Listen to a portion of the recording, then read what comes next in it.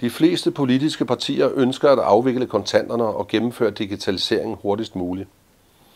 Af hensyn til borgerne og samfundet forkynder de, men flere danskere ser det som en farlig udvikling med mere kontrol og overvågning og oplever allerede chikaneri i forbindelse med betalinger, kontanthævninger og indsættelse af kontanter.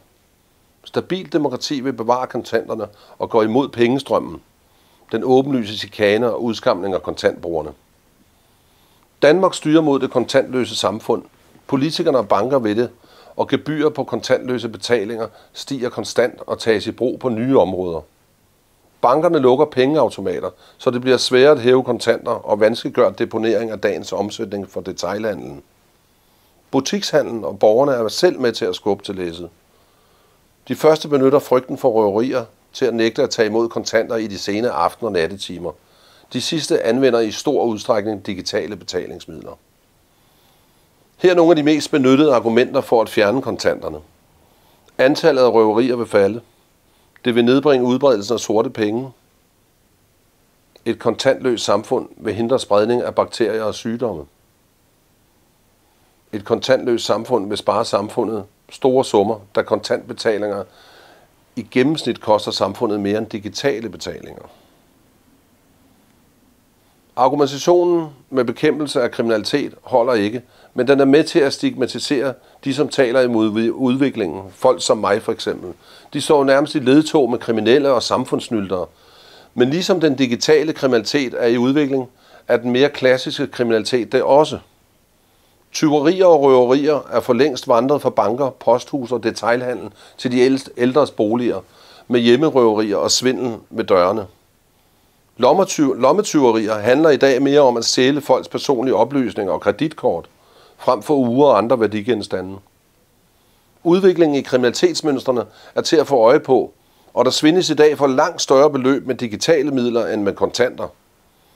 Og når der svindes med digitale midler, bliver det stort. Den såkaldte udbyttesag, hvor den danske stat blev franarret 12,7 milliarder kroner, er et godt eksempel. Et andet er Danske Banks enorme hvidvaskningssag for Estland til svimlende 1.500 milliarder kroner. Argumentet med at forhindre sort arbejde, hvidvask og terror holder heller ikke.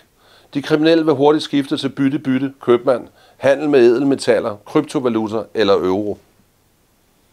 Der er også bekendt aldrig lavet studier på, om smitte foregår via pengesedler, men til Ekstrabladet udtalte Nationalbanken i 2020, citat, banken har været i kontakt med Sundhedsstyrelsen.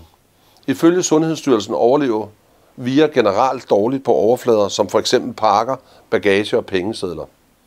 Vurderingen fra Sundhedsstyrelsen har derfor været, at der ikke er øget risiko for coronasmitte forbundet med at betale med kontanter. Sidste argument handler om besparelser for samfundet, men det er jo kunderne i banken og butikken, der betaler, ikke samfundet. Og hvad med den personlige frihed? For bare få år siden mente de fleste politiske partier, at Danmark skulle bevare kontanterne. Af hensyn til de ældre, de handicappede med flere. Vi har ligefrem en lov, der foreskriver, at butikker og restauranter skal modtage kontantbetaling som et alternativ til bankernes gebyrtyranni. Den forretning vil formentlig eskalere, når først pengeinstitutterne får sat sig på betalingsmonopolet. Det kontantløse samfund betyder mere overvågning og kontrol med borgernes vaner. For magthaverne et lykkescenario og genindførelsen af enevælden på længere sigt. Vi ser det i Kina, hvor der arbejdes på højtryk for at fjerne kontanterne. Vi oplevede det i Canada under covid-19-pandemien, hvor regeringen indefrøs demonstrerende lastbilschaufførers bankkonti. Det er en paradoksal verden, vi lever i. Politikere og banker, og hvem der ellers styrer borgerne mod det kontantløse samfund, advarer befolkningen imod frygtelige ting for at få gennemført deres planer. Hvis de bare var ærlige og sagde, at det også handler om at kontrollere borgerne og overvåge dem, så kunne vi diskutere det med afsæt i det rigtige udgangspunkt. Det gør de naturligvis ikke, da det vil medføre et ramaskrig for danskerne. Hvis elnettet går ned, kan der stadig hæves og betales offline i banken, men det gælder ikke, hvis banksystemet hackes. Så er borgerne på spanden, hvis ikke der gives kredit i supermarkedet. Naturkatastrofer, hybridkrig og i de senere år frygten for rigtig krig er nogle af de farer, der nævnes.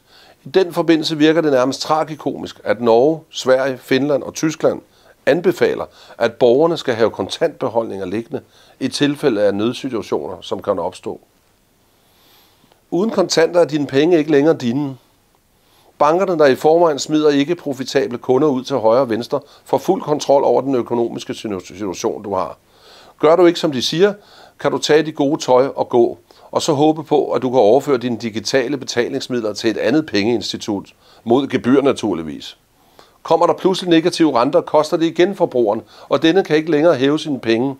Situationer som disse får selv modstandere af den europæiske valuta til at overveje, om ikke vi skulle have en afstemning om Europaforbeholdet. Måske er det der, hunden ligger begravet. Jeg har ikke noget at skjule, siger de, som aldrig lyver. Staten kan bare følge med i alt, hvad jeg laver. Jo vist, men du mister din anonymitet, når familiemedlemmer, banker og andre institutioner kan se, hvor og hvordan du handler ind. Når du benytter offentlige toiletter, betaler for massage eller ser porno. Det er ikke utænkeligt, at f.eks. forsikringsselskaber får indblik i dine vaner, om du køber det rigtige, eller om indkøbskurven er proppet med kalorierige produkter, alkohol og nikotin. Og hvornår ender vi der, hvor det er staten og bankerne, der bestemmer, hvad du må bruge dine penge til? At sige, at man er ligeglad med overvågning, fordi man ikke har noget at skjule, er det samme som at sige, at man er ligeglad med ytringsfrihed, fordi man ikke har noget at sige. Citat, whistleblower Edward Snowden. Politikerne sætter befolkningen i en sårbar situation. At kunne handle med kontanter sikrer borgerne mod overgreb fra staten og andre institutioner, der benytter indsamlede oplysninger og algoritmer. Staten vil i det kontantløse samfund blive i stand til på et hvert givet tidspunkt at lukke helt ned for en borgers økonomi, og dermed borgerens adgang til mad, husly, transport og andre basale livsfornødenheder.